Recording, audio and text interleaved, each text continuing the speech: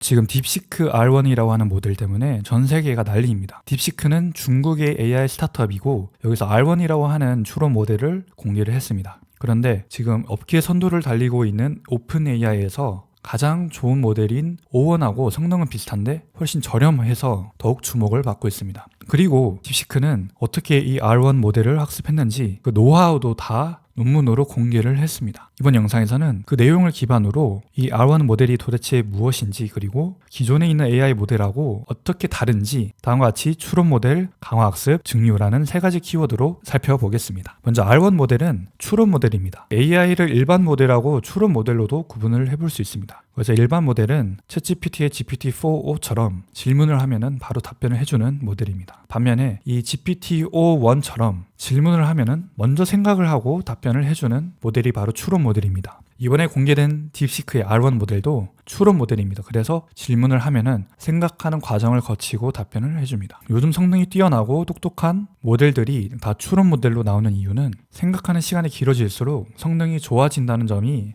계속 발견이 되면서 활용이 되고 있기 때문입니다. 그래서 계속해서 이 생각하는 시간을 늘리면서 답변의 퀄리티를 높이는 방식들이 계속 나오고 있습니다. 그런데 R1은 성능이 좋은 추론 모델이면서도 무료이고 오픈소스입니다. 그래서 누구나 이 AI 모델을 다운을 받고 인터넷이 전혀 안 되는 상황에서 나만의 데이터 또는 우리 기업의 데이터를 이용해서 모델을 활용할 수도 있고 뿐만 아니라 이 추론 모델의 생각 과정과 프로세스도 구체적으로 확인을 해볼 수가 있습니다.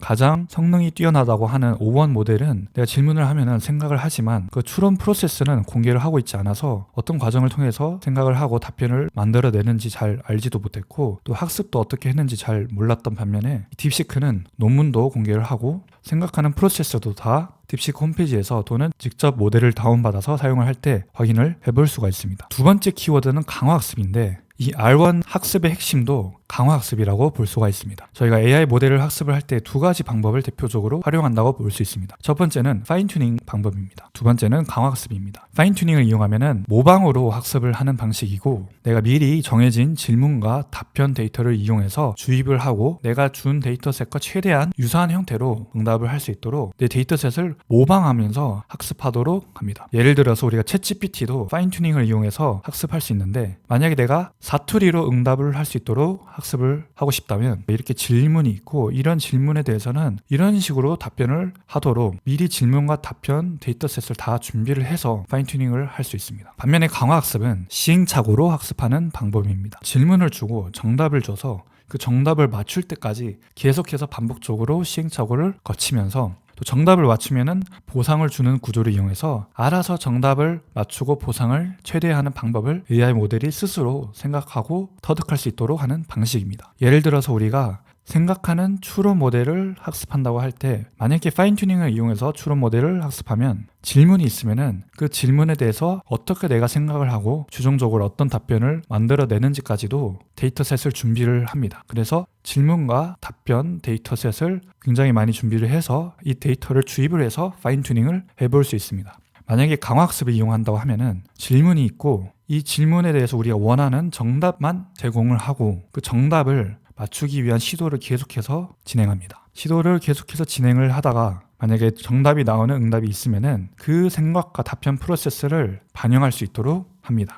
스스로 정답을 맞추기 위한 추론 프로세스를 생성할 수 있도록 합니다. 그래서 강화학습을 이용하면은 미리 정답지를 주는 게 아니기 때문에 AI 모델이 더욱 창의적이고 유연한 방식으로 문제를 해결할 수 있는 방법을 터득하도록 합니다. 보통 AI 모델을 만들 때 이 파인튜닝과 강화학습 모두 이용이 됩니다. 첫 번째 단계는 보통 방대한 데이터를 기반으로 사전학습을 해서 기반 모델, 베이스 모델을 만들고 다음 단어를 잘 예측할 수 있는 모델을 만듭니다. 그런 다음에는 이 AI 모델이 내 질문에 대해서는 답변 형태로 응답할 수 있도록 질문과 답변 데이터셋을 이용해서 파인튜닝을 해서 내 지시에 응답을 하는 모델을 만듭니다. 마지막으로는 강화학습을 이용해서 시행착오를 거치면서 더욱 개선된 모델을 완성합니다. 그런데 이번 딥시크는 R1을 학습할 때 이 중간에 있는 파인튜닝 단계를 건너뛰고 강화학습만 이용을 해도 굉장히 성능이 뛰어나고 준수한 모델로 완성이 된다는 점을 강조를 하고 있습니다. 그래서 모델에게 내가 문제를 해결하는 방법을 직접 가르치는 대신에 올바른 보상을 제공을 하면은 모델이 스스로 고차원적인 문제 해결 방식을 개발하도록 유도할 수 있다고 강조하고 있습니다. 이런 수학 문제를 주고 정답치만 준 상태에서 강화학습을 해보니까 알아서 이 문제를 해결하기 위한 기발한 방법들도 아하하고 찾아냅니다. 그리고 또 신기한 점은 이 강화학습을 이용해서 시행착오를 늘리니까 알아서 정답을 맞추기 위해서는 내가 더 깊게 생각하고 응답 길이도 풍부하게 추론 과정을